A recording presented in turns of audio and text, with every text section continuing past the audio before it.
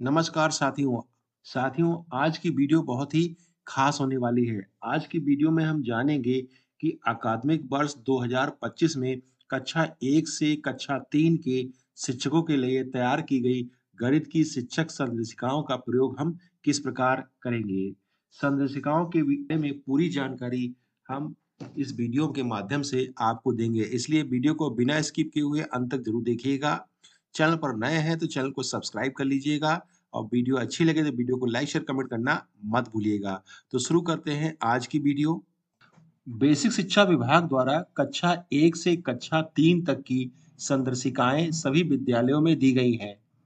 अब हमें इनका प्रयोग विद्यालय स्तर पर पठन पाठन कार्य में करना है।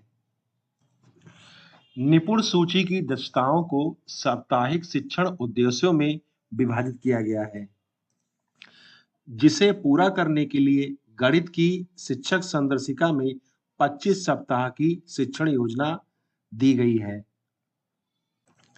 गणित के साप्ताहिक शिक्षण चक्र के अनुसार सप्ताह के पहले 4 दिन 3 नए उद्देश्य बच्चों को सिखाए जाएंगे। इस चरण को अनुदेशात्मक कार्य कहते हैं। अनुदेशात्मक दिवसों में सिखाए गए उद्देश्यों का समेकन और आकलन 5वें दिन में किया जाएगा। समेकन शिक्षण योजना का निर्माण शिक्षक को स्वयं करना होगा। आकलन में बच्चों के प्रदर्शन के अनुसार बच्चों के साथ छठे दिन रेमेडियल शिक्षण योजना और साप्ताहिक पुनरावृत्ति पर कार्य होगा। रेमेडियल शिक्षण योजना का निर्माण शिक्षक को स्वयं ही करना होगा। सभी शिक्षक साथी यहाँ पर ध्यान से समझेंगे। बहुत सारे साथियों को नहीं पता होता है कि कालांश कितने हैं, तो यहाँ पर समझेंगे। सप्ताह के प्रत्येक दिन की शिक्षण प्रक्रिया को 3 कालांशों में बांटा गया है, कालांश 1, कालांश 2 और कालांश 3। तो इन कालांशों के अनुसार ही हमें शिक्षण कार्य करना है। तो अब इन 3 कालांशों को किस प्रकार बांटा गया है और इन 3 कालांशों में हमें क्या-क्या करना है, ये हम आगे समझेंगे। अब हम अनुदेशात्मक कार्य के दौरान पहले 3 दिवस में की जाने वाली प्रक्रिया को विस्तार पूर्वक समझ लेते हैं। तो पहले कालांश में हम क्या करेंगे, ये समझते हैं पहले।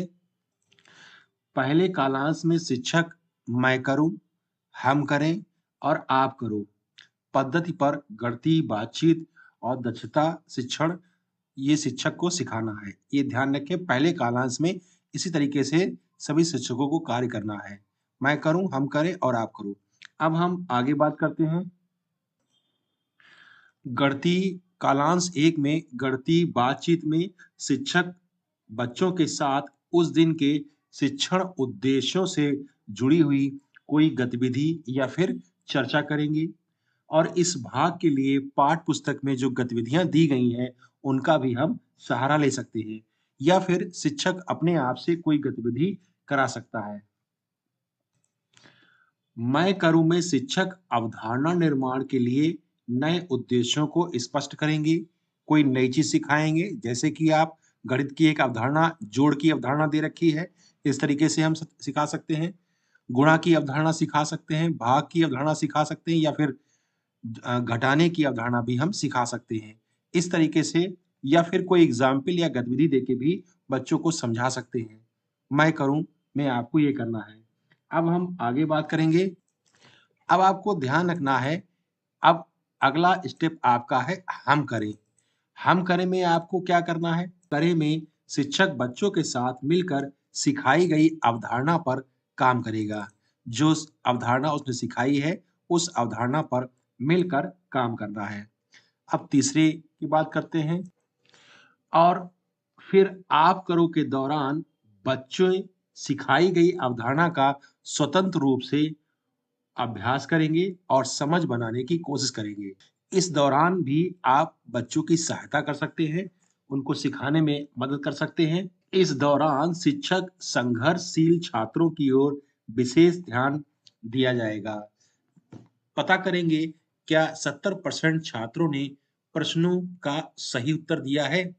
तो उत्तर क्या निकल के आएगा? आप देखेंगे, उन बच्चों को चिन्हित करें जिन बच्चों ने उत्तर सही नहीं दे पाया है, उन बच्चों को चिन्हित करें और उन पर अगले 2 कालांशों में विशेष रूप से ध्यान दें।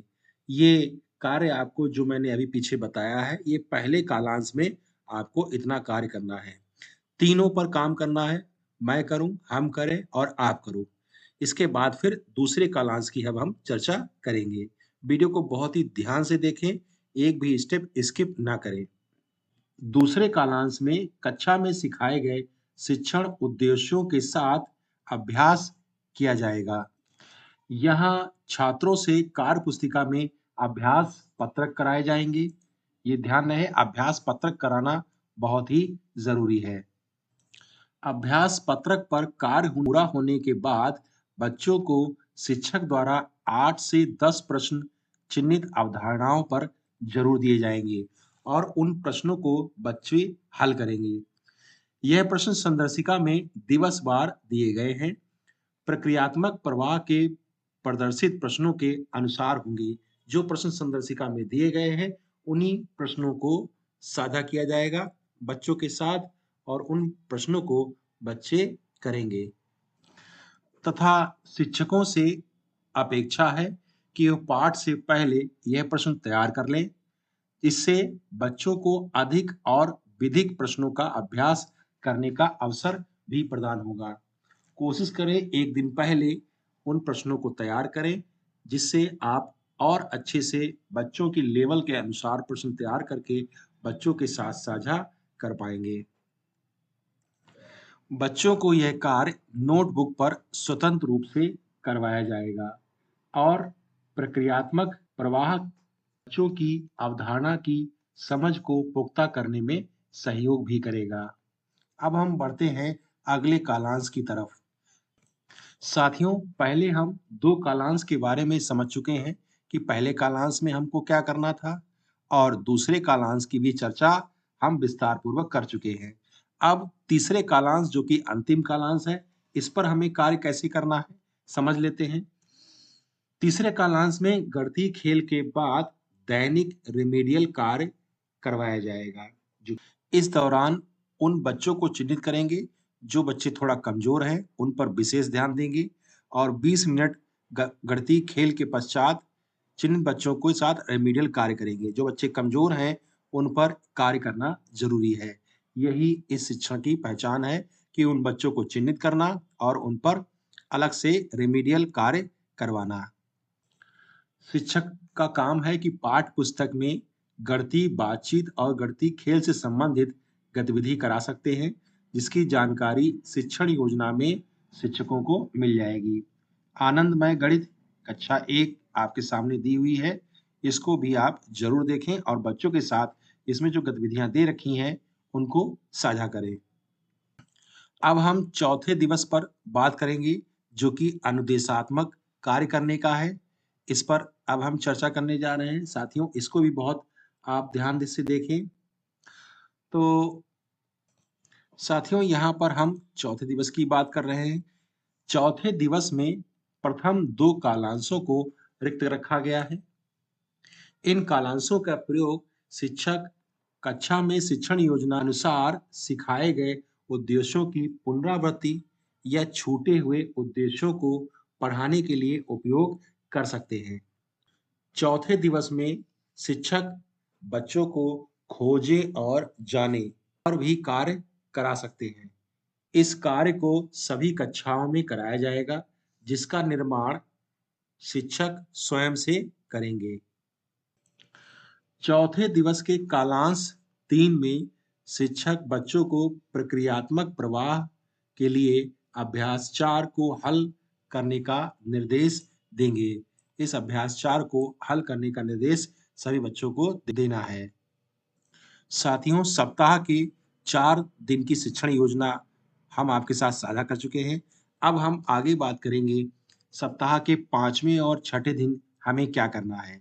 इस पर भी हम लोग ध्यान देंगे, जिसका में हमें कार्य करना है समेकन और आकलन, रिमीडियल और पुनरावृत्ति का कार्य दिवस 5 और 6 में करना है।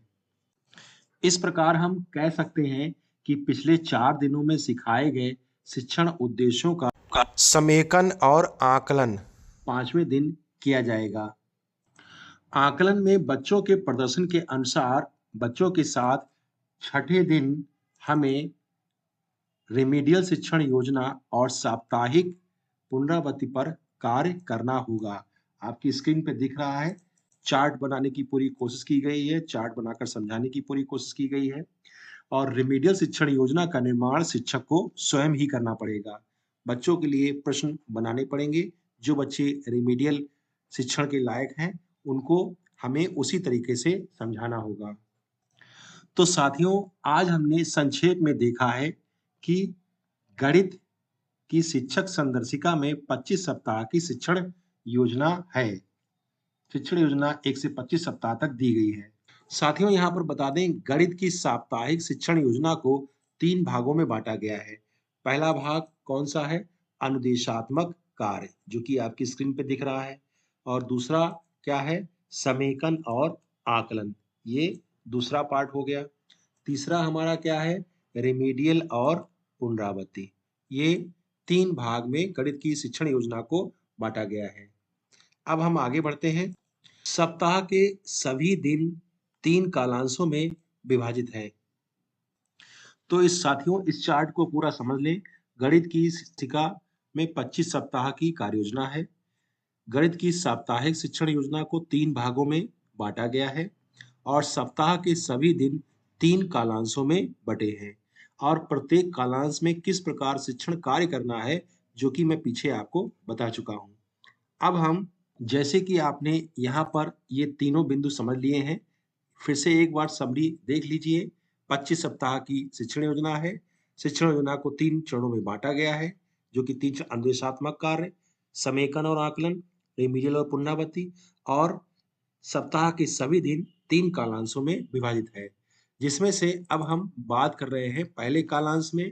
पहले कालांश में अनुदेशात्मक कार्य के प्रथम 3 दिन के पहले कालांश में शिक्षण योजना की मदद से बच्चों को एक नया उद्देश्य सिखाया जाएगा और दूसरे कालांश में सिखाए गए उद्देश्य के अभ्यास के लिए कार्य पुस्तिका में दिए गए अभ्यास पत्रक को करवाया जाएगा तथा प्रक्रियात्मक प्रवाह के प्रश्नों पर कार्य किया जाएगा।